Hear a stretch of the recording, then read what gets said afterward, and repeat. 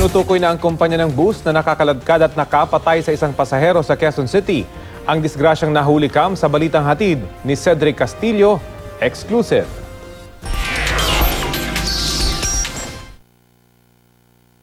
Sa bahaging ito ng A. Bonifacio Avenue sa Barangay Balingasa, Quezon City, Hunyo 11, bandang alas 4:30 ng madaling araw, nakuha na ng CCTV si Pedro Sarmiento, matador sa isang palengke sa Quezon City. Sa video, makikitang huminto ang isang bus at nagbaba ng mga pasahero. Dito makikita si Sarmiento na naka-stripes na damit.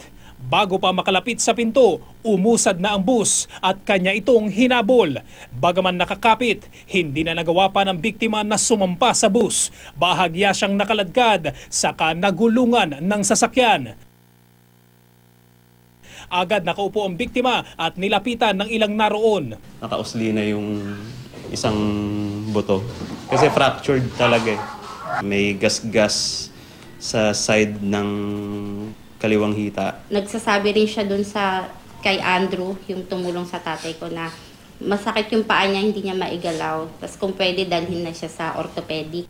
Ang bus na nakaaksidente kay Sarmiento, tuluyan ang nakalayo. Ang laki talaga ng negligence na ginawa ng driver tsaka ng konduktor. Imposibleng hindi naramdaman ng konduktor ng driver. Dahil kitang-kita yung bus gumanon eh. 8 minuto matapos ang aksidente, dumating na ang mga responding police Quezon City. Sa larawang ito, makikitang duguan ang kanang paa at binti ng biktima na nakahiga sa kalsada. Sa dulo ng CCTV footage, makikita sa timeline na 45 minutes na ang nakalipas. Nasa accident site pa rin ang biktima.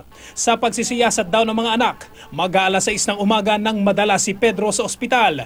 Bandang 1:00 raw ng tanghali, namatay sa ospital ang biktima. Yung isang tao na tumulong sa tatay ko, willing na siyang isakay yung tatay ko sa ospital, kaya lang hindi pinayagan ng mga polis. Emergency na yun eh. Hindi na tayo kailangan maghintay pa kung sino pang darating na rescue team. Andiyan na may nag-o-offer na ng tulong eh. Hawak na ng traffic sector ng QCPD ang kaso. Tumanggi munang magbigay ng pahayag ang investigador. Ayon sa ilang nakausap namin, SOP raw na rescuers na may training ang papayagang kumuha sa biktima para maiwasan na lalo pang mapahamak. Ang kaanak ng biktima, nakuha naman ng CCTV footage na ito para matukoy ang bus company na sangkot sa aksidente. Hindi na nila hinintuan, hindi na nila tinulungan, at hanggang ngayon, no? Makalipas ang ilang araw na nakakalipas, no? Wala pa rin. To identify yung driver, get in touch with the bus company dahil identified na yun, no? At magsampa ng kaso sa kanila. Nakatakda raw makaharap ng pamilya ng biktima ang isang bus company na inimbitahan ng QCPD.